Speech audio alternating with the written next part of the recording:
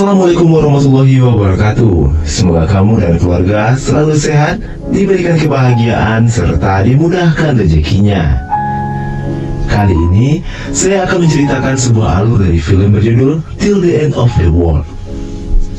Film ini dirilis pada tahun 2018 dan menjadi salah satu film Asia terbaik yang menceritakan tentang dua sejoli yang selamat dari kecelakaan pesawat di Antartika dan juga perjuangan mereka untuk bertahan hidup di tempat paling dingin di dunia.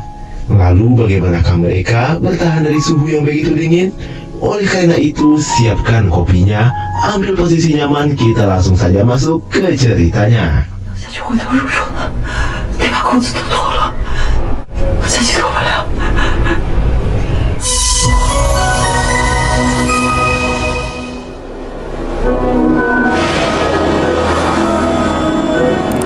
Film dibuka dengan memperlihatkan sebuah pesawat melintasi kutub selatan bumi, yaitu Antartika. Antartika merupakan sebuah benua yang diselimuti salju yang tidak berujung. Bahkan gunung dan tinggi pun ditutupi oleh salju yang begitu dingin. Pesawat itu ditumpangi oleh beberapa orang, diantaranya adalah Wu Fuchun, Jing Ruyi, dan Natasha. Wu sendiri adalah seorang pengusaha penyedia event dan Natasha adalah sekretarisnya. Sementara Ruyi adalah seorang pemandu di Antartika.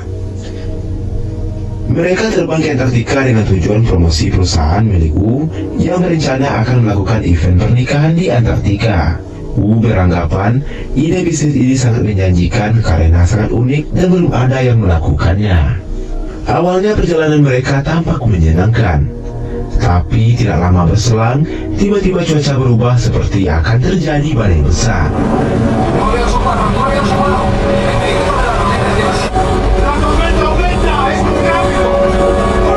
Sang pilot mencoba meminta bantuan melalui radio dan juga mengatakan kalau ia akan membelokkan pesawatnya dan mengambil jalan memutar untuk menghindari badai yang akan datang. Tapi badai datang dengan begitu cepatnya hingga mereka tidak bisa menghindar dan pilot berusaha untuk mendarat darurat.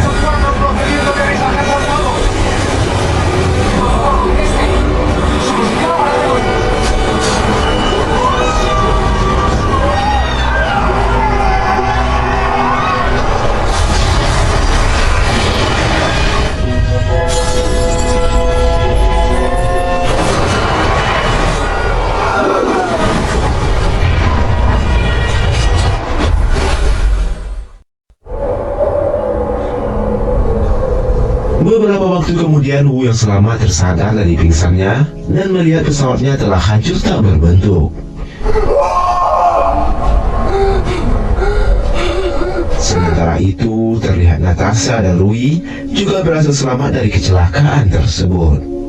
Namun, Natasha mengalami pendarahan akibat benturan di kepalanya, sementara Ruyi terjepit dan kakinya patah tertimpa puing pesawat.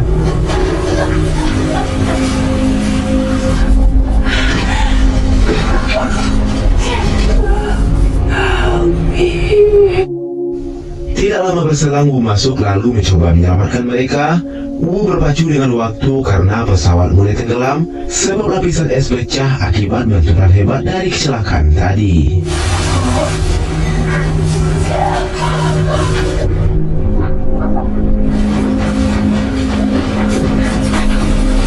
Akhirnya mereka bertiga berhasil keluar sebelum pesawat itu benar-benar tenggelam.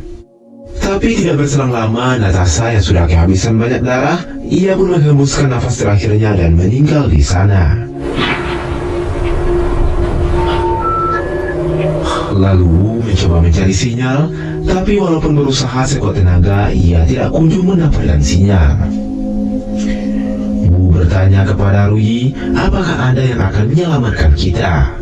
Ruyi mengatakan kalau mereka telah jauh keluar dari rute penerbangan dan kemungkinan mereka akan ditemukan sangatlah sedikit. Tidak ingin menyerah dengan keadaan, mereka melanjutkan perjalanan dan tetap membawa mayat Natasha bersama mereka. Wu berusaha menarik Natasha dan Ruyi yang kakinya telah patah. Namun tidak berselang lama, tiba-tiba badai kembali datang. Mereka berusaha membuat lubang untuk berlindung.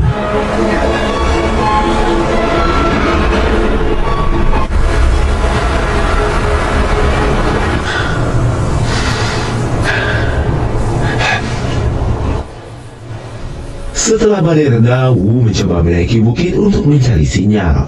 Sementara Rui menunggu di dalam lubang yang mereka buat, dan di sana ia melihat burung pemakan bangkai mulai memakan tubuh Natasha.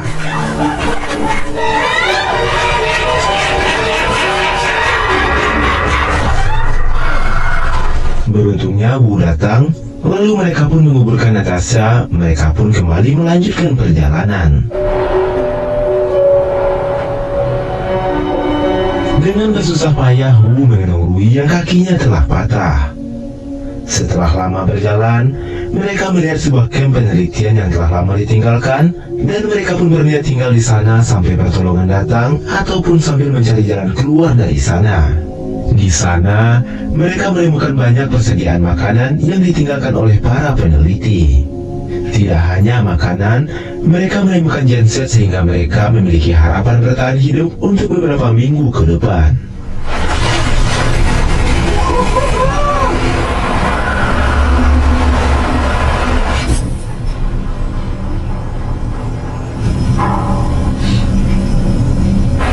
Saat memeriksa barang-barang, mereka menemukan sebuah jurnal. Dari jurnal itu mereka mengetahui ada sebuah stasiun penelitian yang berjarak 20 km dari camp yang sedang mereka tempati. Tapi yang jadi masalah adalah mereka tidak tahu lokasi dari camp penelitian tersebut. 我只知道距离，不知道方向。那柴油也只够75天，就像大海捞针。 Walaupun seperti mencari jarum dalam tumpukan jerami, Wu mulai melakukan perjalanan puluhan kilometer untuk mencari bantuan. Hingga sampai hari ke-6 Wu menjelajah, namun ia hanya menemukan anjing laut dan rombongan penguin. Di hari ke-8, Wu kembali melakukan perjalanan menjelajahi padang es dan berharap menemukan seseorang di sana. Di saat ia sedang buang air, tiba-tiba tebing es runtuh yang membuat Wu segera berlari menyelamatkan diri sambil memasang celananya.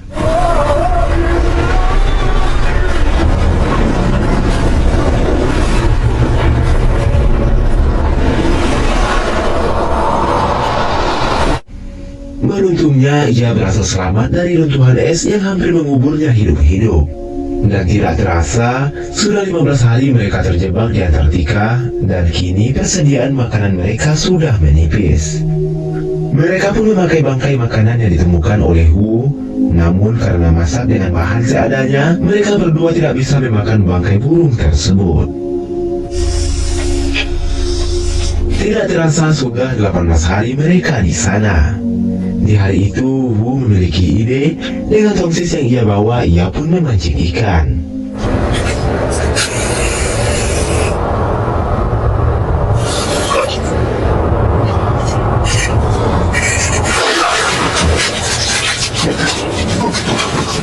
Tanpa disangka-sangka, idenya pun berhasil dan dia mendapatkan seekor ikan.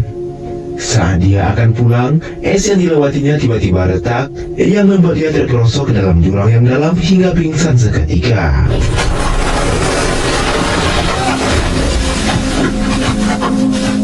Beberapa saat kemudian, Wu tersadar dan dia bingung untuk mencari jalan keluar dari sana. Ia tidak menyerah begitu saja. Wu tetap mencari jalan keluar dengan menyusuri lorong yang dingin dan gelap.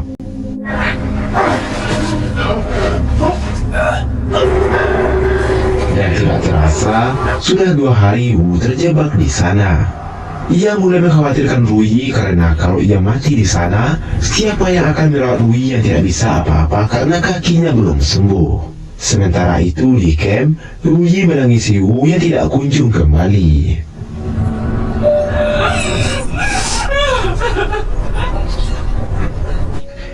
Karena suhu semakin dingin, ia pun berusaha keluar untuk menghidupkan genset agar mesin penghangat bisa hidup. Tapi setelah berusaha keras, ia kehabisan tenaga dan akhirnya ia pun pingsan. Sementara itu, Wu masih terus berusaha untuk keluar dari sana. Ia melewati celah yang sempit dan gelap. Dengan korek api yang ia bawa, ia terus berusaha menggali lubang mengikuti arah cahaya.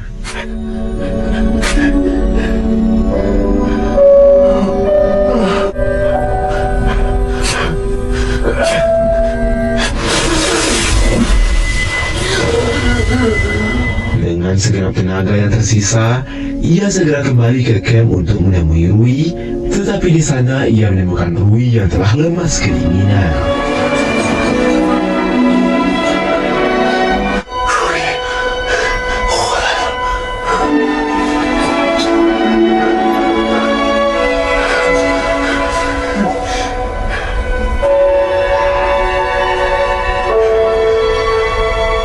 Ia segera membawa Rui masuk, lalu menghangatkan Rui yang mengalami radang dingin.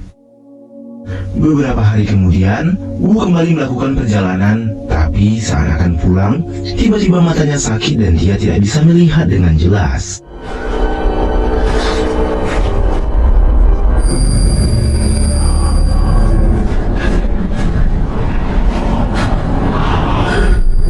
Semakin lama penglihatannya semakin buruk, membuat Wu putus asa dan berteriak memanggil Rui.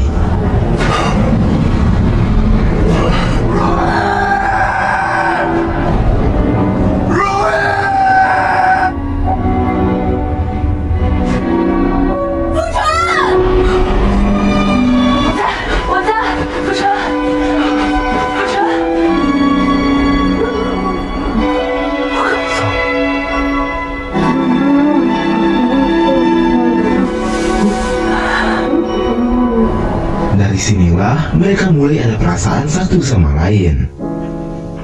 Rui merawat Wu dengan penuh kasih sayang. Rui juga mengatakan kalau mata Wu sakit karena es memantulkan 95% cahaya matahari. Dan Rui juga mengatakan kalau mata Wu akan kembali sembuh dalam beberapa hari ke depan.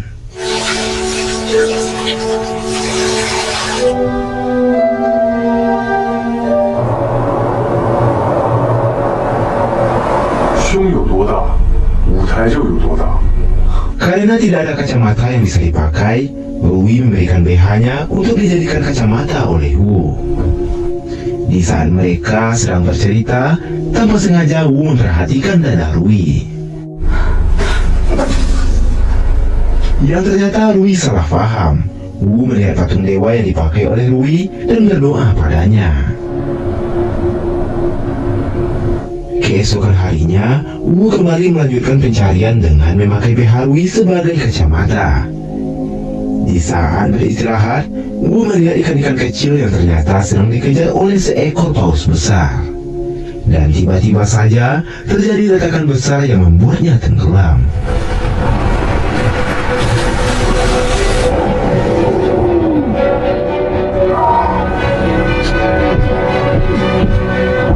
Di saat dia mulai lemas, beruntungnya datang rombongan penguin yang membuat Wu berhasil keluar dari sana.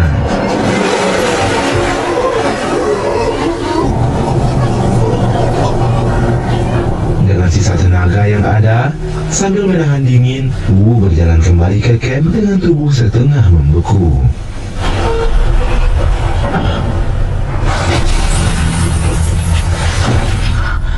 Rui yang melihatnya segera memberikan pertolongan, membuka semua pakaian Wu yang basah, lalu menghangatkan dengan tubuhnya.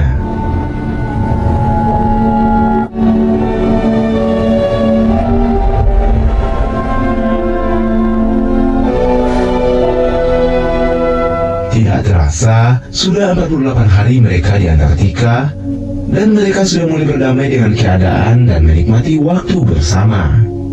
Hari-hari pun terus berlalu, dan tanpa disadari oleh Wu ternyata Rui jatuh sakit. Mereka pun bercerita tentang keinginan mereka di masa tua nanti, dan mereka pun saling menyemangati. Semakin hari, rasa cinta mereka semakin besar sehingga Wu melamar Rui dan melangsungkan pernikahan mereka hanya berdua saja.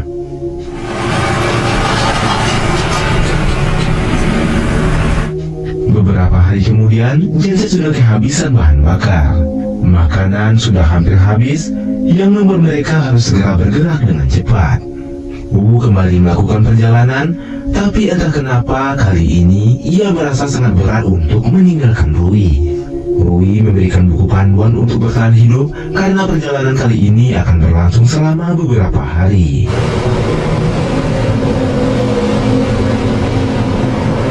Dengan sisa tenaga yang ada, Wu terus berjalan jauh menuju selatan. Namun tiba-tiba badai besar datang yang membuat Wu pingsan di sana.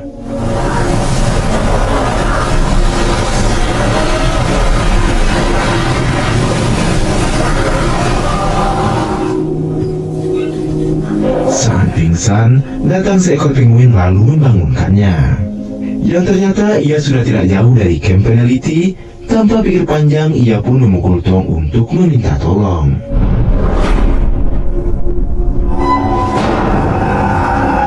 Tidak berselang lama, beberapa orang peneliti datang ke sana, lalu meminta untuk menjemput Rui yang masih menunggunya.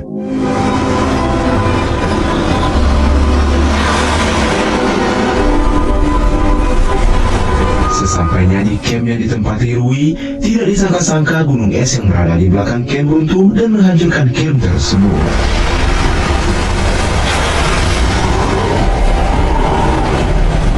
Walaupun berontak dan ingin keluar untuk menyelamatkan kekasihnya, karena sangat berbahaya, dia pun ditahan oleh semua orang. Hingga akhirnya ia pun pingsan. Saat pingsan, Wu bermimpi saat indah yang ia lalui bersama Rui. Dan setelah sadar, ia pun merenung dan teringat sebuah tempat yang pernah ia kunjungi bersama Rui. Karena masih belum percaya dengan kepergian Rui yang begitu cepat, ia pun pergi ke tempat itu menggunakan motor salju.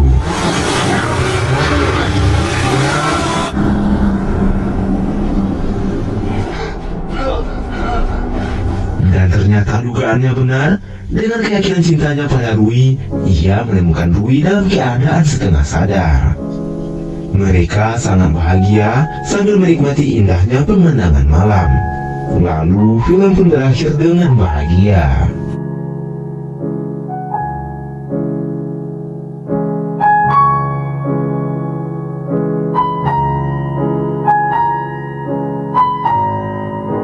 Dan itulah alur cerita film kali ini.